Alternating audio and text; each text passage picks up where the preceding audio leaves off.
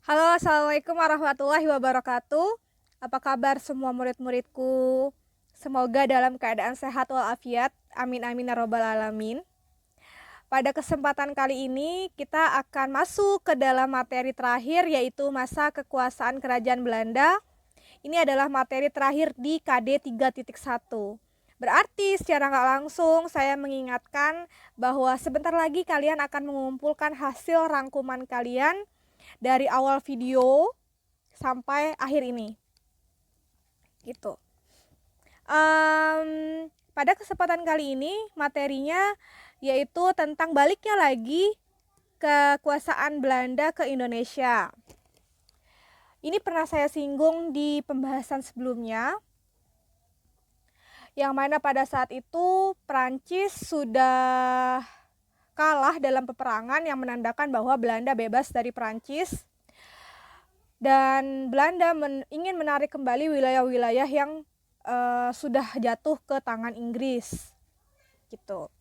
Sebelum atau sesudahnya Inggris menyerahkan Nusantara, Belanda dalam keadaan krisis yang sangat parah.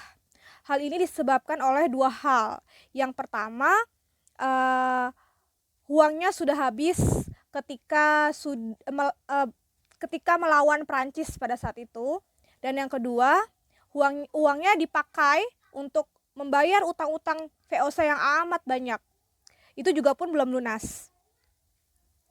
Karena krisis ekonomi yang parah ini, maka Belanda membuat kebijakan-kebijakan untuk mengumpulkan kembali pundi-pundi keuangan agar negaranya tidak hancur pada saat itu. Kebijakan-kebijakannya yaitu terdapat ada kebijakan tanam paksa atau yang biasa disebut Kulturstelsel yang berlangsung selama 40 tahun, yaitu dari tahun 1830 sampai 1870. Setelah kebijakan tanam paksa ini dihapus, ada kebijakan baru, yaitu ada kebijakan pintu terbuka yang berlangsung dari tahun 1870 sampai 1900.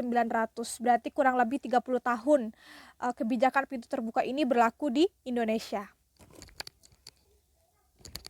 Kita lihat di sini kebijakan tanam paksa atau Kulturstelsel pada tahun 1830 sampai 1870. Yang menerapkan kebijakan tanam paksa ini yaitu Van den Bosch. Lihat baik-baik fotonya. Nanti kalian bisa cari nanti di akhirat, ceritain kalau dia itu sangat amat kejam.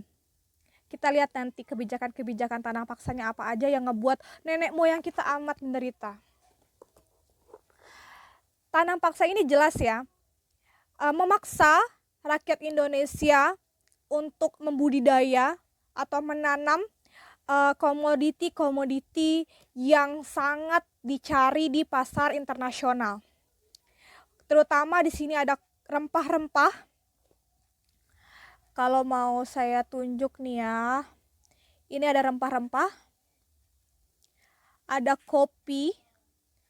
Ini ada namanya tanaman atau rempah indigo atau nila, nama lain indigo atau nila. Ini adalah tanaman yang menghasilkan warna biru alami. Ini adalah pohon kapas, jujur saya baru tahu pohon kapas kayak gini, norak banget ya. Ini ada pohon tebu, bagi yang belum tahu, pohon tebu yang suka dijual-jual di pinggir jalan, air tebu enak banget. Kalau ada yang belum tahu, pohon tembakau, ini ada pohon tembakau, ada kayu manis, ada teh.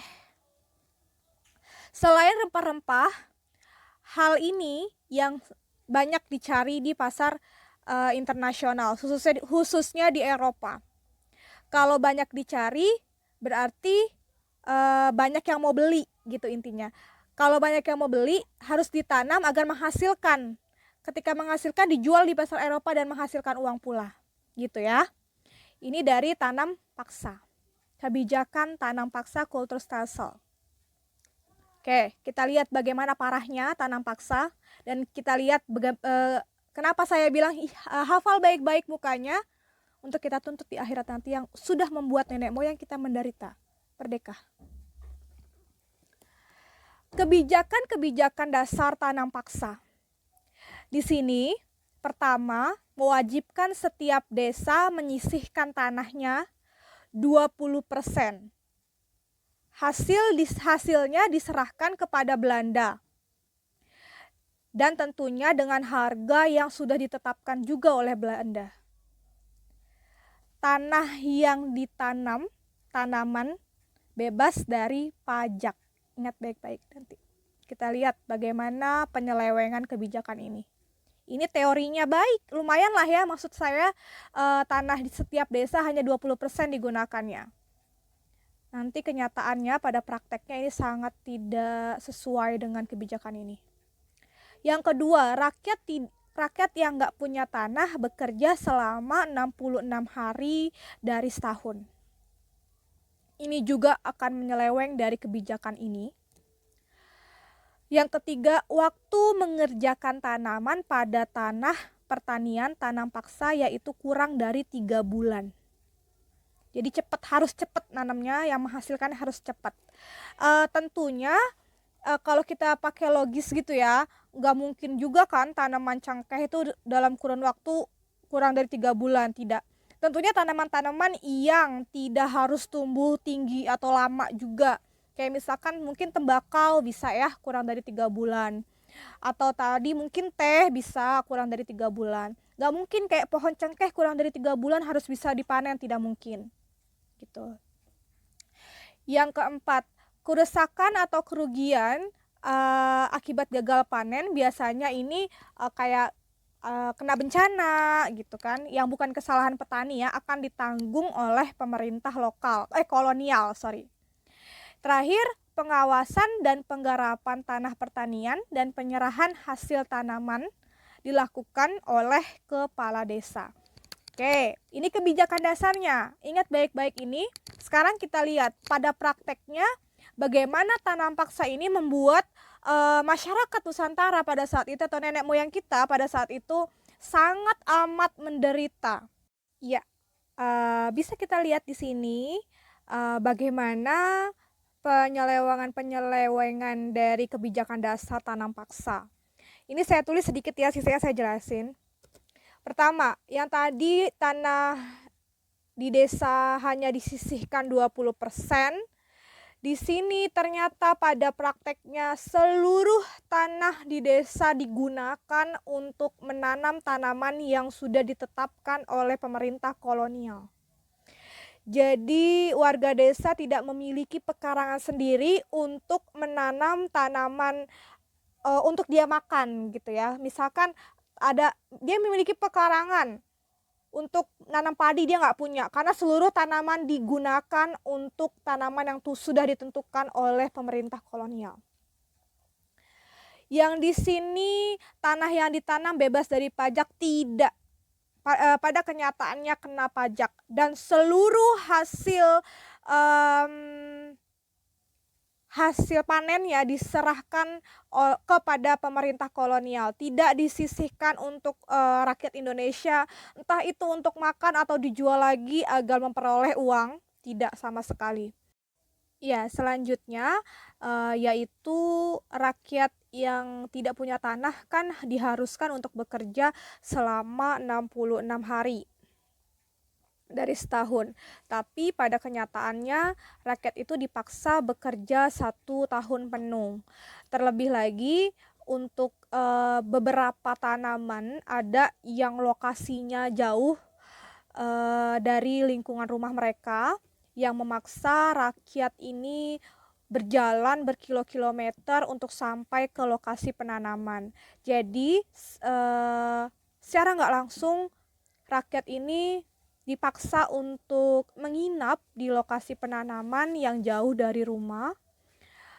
Selama di masa penginapan ini tentunya bahkan hampir 24 jam mereka menanam, merawat dan menjaga tanaman tersebut, yang tentunya yang kita tahu sendiri tadi hasilnya diserahkan seluruhnya kepada Belanda.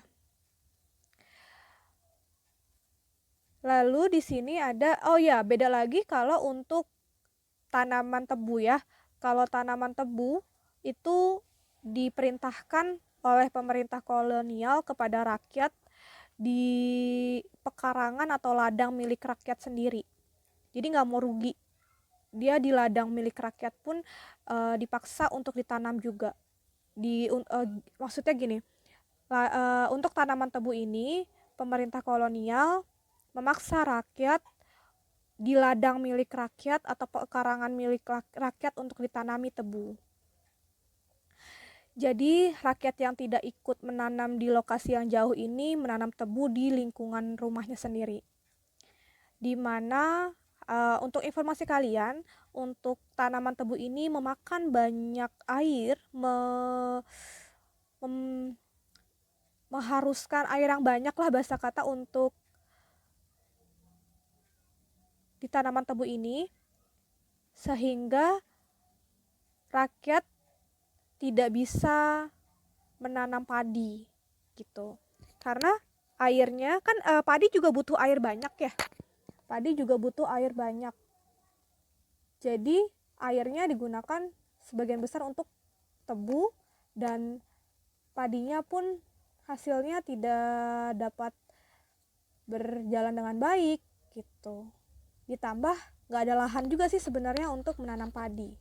Hal inilah yang nanti akan tercipta kelaparan bagi para masyarakat Indonesia. Terlebih lagi di peraturan yang ketiganya, yaitu waktu mengerjakan tanaman pada tanah pertanian tanam paksa yaitu kurang dari 3 bulan. Jadi dipaksa untuk tidak lama-lama panen gitu. Bayangin, jadi nggak ada waktu untuk menanam padi, udah nggak ada waktu, nggak ada lahan, nggak ada air, karena airnya sebagian besar digunakan untuk menanam tebu tadi gitu. Dieksploitasi tenaga manusianya, tidak dikasih makan, karena kan kita makanan pokoknya ya padi ya, beras gitu maksudnya. Berasnya kan nggak ada, gimana mau makan gitu. Lalu di sini ada kerusakan atau kerugian akibat gagal panen bukan kesalahan petani atau karena bencana alam gitu ya, akan ditanggung pemerintahan kolonial. Pada kenyataannya ditanggung pemerintah kolonial juga kan, pasti pemerintah kolonial memaksa rakyat Indonesia untuk memperbaiki kerusakan atau kerugian tersebut, bahkan lebih dipacu lagi untuk menanam lebih cepat dan agar menghasilkan pundi-pundi uang yang lebih banyak lagi untuk mengganti kerugian tersebut. Lalu pengawasan oleh kepala desa ini tentunya di bawah pengawasan oleh pemerintahan kolonial gitu. Kenapa sih kok kepala desa nurut banget sama pemerintahan kolonial? Kita sudah bahas juga tentang ini. Masyarakat Indonesia itu kan terdiri dari, pada saat itu kan ada kerajaan-kerajaan, yang mana kerajaan-kerajaan ini meminta bantuan kepada kolonial untuk melawan kerajaan lain yang ingin meluaskan kekuasaannya. Karena meminta bantuan kepada pemerintahan kolonial, ini aji mumpung bagi pemerintahan kolonial untuk dapat timbal balik dari kerajaan yang meminta bantuannya. Timbal baliknya ya berupa pengawasan, diperbolehkan lahannya atau desanya ditanami tanaman yang sudah ditentukan, seperti itu. Untuk informasi kalian, kenapa Van den Bosch ini melakukan kebijakan dasar tanam paksa? Karena pada saat itu kan negara Indonesia itu kayaknya kan rempah-rempah, tanahnya subur, rempah-rempah yang dicari oleh masyarakat Eropa atau perdagangan internasional pada saat itu. Dan kayak dia berpikir bahwa masyarakat pasti nggak mau nih suruh nanam gitu. Karena apa? Karena pernah dikuasai oleh VOC pada saat itu, dikuasai oleh Inggris pada saat itu, terdapat pergerakan-pergerakan pada masyarakat saat itu gitu. Dia juga mikir pasti nggak mau disuruh nanam nih, maka harus dipaksa biar bisa nanam. Maka muncullah kebijakan ini gitu. Oke, lanjut ya. Pada tahun 1870 sistem tanam paksa dihapus setelah dikeluarkannya Undang-Undang Agraria dan Undang-Undang Gula. Sistem tanam paksa berhasil dihapus karena pada awalnya mendapatkan banyak kritik. Pengkritik yang paling terkenal yaitu pada saat itu yaitu ada yang namanya Edward Dowes Dekker, dan para humanis lainnya yang ditandai pada saat itu kritik mulai muncul sangat banyak karena pada saat itu terjadi kelaparan di mana-mana.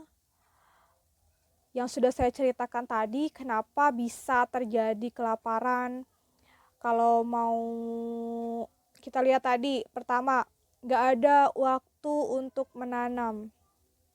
Karena tadi ada aturan menanam panen itu harus lebih cepat dari 3 bulan. Yang kedua, nggak ada lahan. Nggak ada lahan karena seluruh lahan yang ada dimanfaatkan untuk menanam sesuai tanaman yang disuruh oleh pemerintah kolonial. Yang ketiga, mau nanam pun nggak ada air karena seluruh air sudah dilimpahkan untuk ladang tebu. Alhasil nggak ada makanan pokok. Kenapa tidak makan makanan yang sudah ditanam? Ya diam-diam aja makannya Bu Siva, ya tidak bisa. Karena hasil tanaman tersebut dilimpahkan seluruhnya ke Belanda. Lagi juga ya makan cengkeh gitu kan gak kenyang juga. Makan kopi ya namanya bukan makanan pokok, gimana gitu ya untuk dimakan. Lalu karena ada hal tersebut maka mendapatkan kritikan yang dahsyat, sehingga pada tahun 1870 dikeluarkanlah Undang-Undang Agraria dan Undang-Undang Gula. Undang-Undang Agraria ini yaitu perlindungan atas hak tanah para petani. Ini merupakan reaksi dari kesewenang-wenangan pemerintah kolonial terhadap tanah para petani Nusantara pada saat itu. Yaitu yang kedua, mengundang atau memperbolehkan para pemodal asing untuk menyewa tanah rakyat Indonesia sampai 75 tahun gitu. Kalau logikanya kita mikir, wah tanah rakyat Indonesia boleh disewa, ini berarti kita dapat uang gitu ya. Ya semoga aja benar gitu ya, nanti kita lihat. Yang kedua, Undang-Undang Gula. Undang-Undang Gula ini yaitu mengalihkan seluruh ladang gula untuk diserahkan kembali kepada sang pemiliknya gitu. Nah, dua undang-undang inilah yang berhasil dikeluarkan dan menghapus sistem tanam paksa. Alhamdulillah akhirnya kehapus juga. Apakah Indonesia sudah merdeka? Belum, masih ada penderitaan lainnya. Kita lihat ya.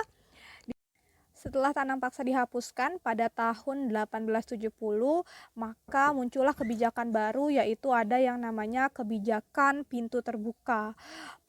Ini berlangsung sekitar tahun 1870 sampai 1900, kurang lebih 30 tahun ya. Latar belakang kenapa munculnya kebijakan ini, kita lihat pertama dari dalam Belanda itu sendiri. Di dalam Belanda, Partai Liberal ini menang. Setelah Partai Liberal ini menang, maka muncul dong sistem perekonomian liberal juga yang diterapkan kepada negara jajahannya, yaitu Nusantara. Gitu. Sistem ekonomi liberal ini yang nantinya akan memunculkan paham-paham baru, itu paham kapitalis dan merkantilisme mulai ditinggalkan. Yang kedua, revolusi industri. Revolusi industri ini memberikan dampak yang baik bagi Belanda, yaitu khususnya ketika ditemukannya mesin-mesin yang canggih untuk pertanian, alat-alat transportasi yang membuat pergerakan tanam paksa pada saat itu sangat lancar. Pemasokan rempah-rempah dan komoditi-komoditi lainnya dari Nusantara ke Eropa sangat lancar, membuat munculnya orang kaya baru gitu ya. Nanti orang kaya ini yang muncul ke Indonesia untuk menanamkan modalnya di Indonesia gitu. Jadi di sini bukan untuk pertama kalinya kerajaan Belanda memperbolehkan pihak swasta, orang-orang kaya gitu ya, orang-orang kaya Belanda untuk datang ke Indonesia. Bukan hanya orang Belanda juga sih, boleh memperbolehkan orang luar Belanda seperti Tionghoa yang mulai bermunculan datang ke Indonesia untuk menanamkan modalnya. Berupa apa? Ya menyewa tanah dan menyuruh kembali menanam di lahan yang mereka sewa. Pelaksanaannya seperti itu, banyak pengusaha asing menanamkan modal di Indonesia gitu. Jadi bukan kerajaan aja nih, bukan kerajaan yang mengatur segalanya, tapi masing-masing orang yang dianggap yang kaya boleh menanamkan modal, yang mampu boleh menanamkan modal di Indonesia gitu. Dampaknya bagaimana kita lihat nanti bagi Indonesia dan bagi Belanda.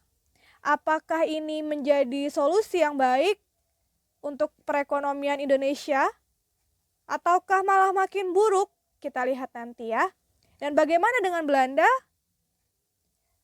Apakah dirasa cukup dari kebijakan tanam paksa atau hanya sebagai pengawas di kebijakan pintu terbuka ini? Kita lihat nanti di sini. Kita lihat sekarang bagaimana dampak bagi Indonesia. Apakah menguntungkan? Jawabannya enggak sama sekali.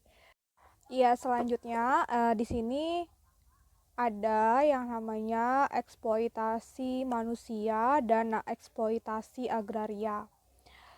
Eksploitasi manusia, pertama kita lihat terlebih dahulu kendala dari kebijakan pintu terbuka ini, yaitu para pengusaha swasta asing sulit sekali mendapatkan tenaga kerja di perkebunannya. Sudah dibayar tinggi, sudah dikumpulkan dari Indonesia sendiri tenaga kerjanya atau bahkan ada yang dari luar. Karena kerja di perkebunan yang sangat berat, maka banyak para pekerja atau sebutannya di sini kuli ya, yang melarikan diri dari perkebunan gitu. Hal inilah yang membuat para pengusaha swasta, khususnya di sini ada pemerintah kolonial Belanda yang mendukung pengusaha swasta asing yang menanamkan modal di Indonesia, itu membuat suatu aturan sistemnya yang dinamakan kuli ordonanti dengan penalisasinya sebagai hukumannya. Kuli ordonanti ini merupakan aturan yang mengikat para buruh untuk tetap bekerja di perkebunan, dan kuli ordonanti ini pertama kali diterapkan di Sumatera Timur pada saat itu, dan pada perkembangannya diterapkan sampai di Nusantara gitu. Selama diterapkannya kuli ordonanti ini, para pekerja sebenarnya tidak tahu persis apa isinya dan hanya dipaksa untuk menandatangani berupa stempel cap jari gitu ya dalam perjanjian tersebut. Kenapa tidak mengetahui? Karena pada dasarnya kan para buruh pada saat itu tidak dapat membaca, buta huruf lah rata-rata ya, sehingga tidak mengerti apa itu isi dari sistem peraturan kuli ordonanti. Ketika sudah menandatangani, para buruh dipaksa untuk bekerja, walaupun berat harus bertahan. Jika ada yang melanggar peraturan, maka dikenakan hukuman, macam-macam hukumannya, ada yang dicambuk, bahkan ada yang sampai mati. Iya, untuk para kuli yang melanggar aturan atau berhasil kabur, pasti selalu ketangkep oleh pengusaha swasta asing pada saat itu dan dikenakan hukuman. hukuman ini disebutnya Poanales Sansti. Poanales Sansti ini sebenarnya bukan aturan yang diberlakukan untuk kuli saja, tapi diberlakukan juga untuk para pemilik tanah, para rakyat Indonesia yang punya tanah dan para kulinya gitu. Tapi pinternya yang punya tanah ini berhasil menyuap pengusaha swasta Belanda atau swasta asing agar tidak dikenakan hukuman apabila terjadinya pelanggaran gitu. Jadi intinya ya sebenarnya bukan kelihatan ya, kejadiannya Poanales Sansti ini berlaku hanya untuk para kuli gitu. Sehingga eksploitasi manusia ini diwarnai oleh tipu daya, diwarnai oleh paksaan terhadap para kuli, kesewenang-wenangan para pengusaha swasta terhadap kuli, ketidakadilan yang dialami kuli gitu. Selanjutnya dampak bagi Indonesia dilihat dari adanya eksploitasi agraria. Di sini kita bisa lihat pertama-tama pada saat itu berkembangnya pemahaman bahwa seluruh tanah itu milik raja, di mana wilayah kekuasaan kerajaan, misalkan wilayah kekuasaan kerajaan Mataram, maka seluruh wilayah kekuasaan itu tanahnya milik raja. Nah, dibagi menjadi 3. Ada tanah bumi Narawita, lalu ada tanah Lungguh, lalu ada tanah mancanegara. Tanah bumi Narawita ini adalah tanah yang berada di sekitar kerajaan yang digunakan untuk biaya hidup atau biaya makannya para anggota kerajaan. Yang kedua ini ada yang namanya tanah Lungguh. Di sini tanah Lungguh itu merupakan gaji atau hadiah untuk para pejabat atau para priai. Tapi meskipun mereka para pejabat atau priainya meninggal, tanah tetap kembali kepada raja atau ahli waris bisa meneruskannya. Jadi bahasanya gini ya, meskipun itu hadiah, tapi tetap kepemilikan ada di raja gitu. Lalu yang ketiga tanah mancanegara atau tanah yang diserahkan kepada bupati. Para bupati ini biasanya menyewakan kepada para penggarap tanah, orang yang tidak memiliki tanah tapi menyewa kepada bupati tersebut menyewa tanah terhadap bupati tersebut untuk menanam perkebunan dan nanti hasilnya akan dijual gitu. Raja mendapat tekanan dari pemerintah Belanda yang mengharuskan tanah-tanah tersebut untuk disewakan kepada para pengusaha swasta asing dari Belanda ataupun dari luar Indonesia lainnya. Dan terlebih lagi para pejabat atau priai atau para bupati lebih senang atau lebih memilih tanahnya itu disewakan kepada pengusaha swasta asing Belanda karena dianggap lebih menguntungkan gitu. Awalnya seperti itu. Sehingga ketertarikan untuk disewakan kepada pengusaha swasta Belanda ini membuat para penggarap tanah atau orang yang tidak memiliki tanah tadi tidak punya pekerjaan dan terpaksa untuk bekerja sebagai kulinya pengusaha swasta Belanda ini gitu. Yang tadi saya udah bilang terpaksa menjadi kuli dan terjadilah eksploitasi manusia tadi. Selanjutnya eksploitasi agraria ini tidak hanya untuk pertanian atau perkebunan, tapi juga dijadikan pertambangan, di mana pertambangan ini mendapatkan banyak permintaan dari para perdagangan internasional yang mendukung adanya revolusi industri tadi. Mungkin itu maksudnya pertambangan untuk bahan bakar gitu ya, bahan bakar mesin-mesin yang tadi dibilang setelah berlangsungnya revolusi industri gitu. Jadi intinya dari eksploitasi agraria ini, tanah-tanah tersebut dipaksa untuk disewakan kepada pengusaha swasta. Setelah disewakan, keuntungan untuk mereka, rakyat yang tidak punya tanah hanya sebagai kuli saja di sana, hasilnya untuk mereka dan sebagainya, bahkan para penggarap tanah tadi dikenakan pajak dan sebagainya. Gitu. Inilah dampak bagi Indonesia dengan adanya politik kebijakan pintu terbuka. Gitu ya. Adanya kebijakan pintu terbuka ini yang mengeksploitasi manusia serta eksploitasi agraria ini membuat para humanis lantang sekali untuk menentang kebijakan ini, dan pada akhirnya para humanis itu mendorong atau menggerakkan agar Belanda melakukan politik balas budi kepada Indonesia.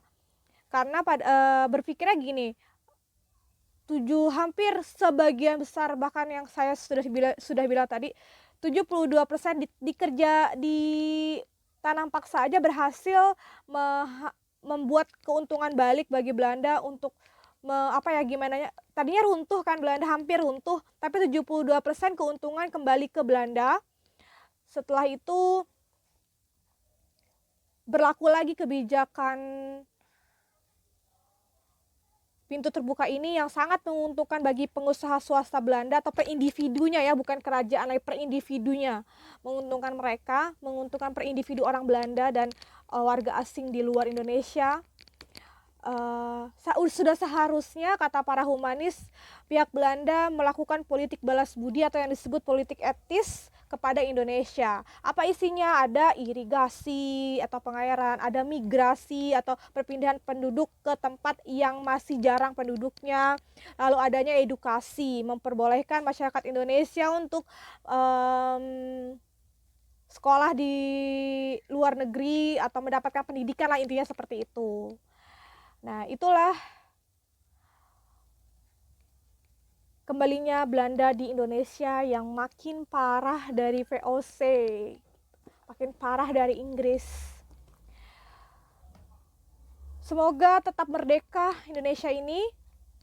Semoga kalian penerus bangsa dapat mempertahankan kemerdekaan ini, memajukan negara ini lebih baik lagi. Amin. Sekian penjelasan dari saya. Kurang lebihnya mohon maaf. Apabila ada kritik, ada saran, bisa langsung hubungi ke WhatsApp saya atau bisa langsung di komen, insya Allah saya balas. Jangan lupa dilengkapi rangkumannya. Wabillahi taufiq wal hidayah. Wassalamualaikum warahmatullahi wabarakatuh.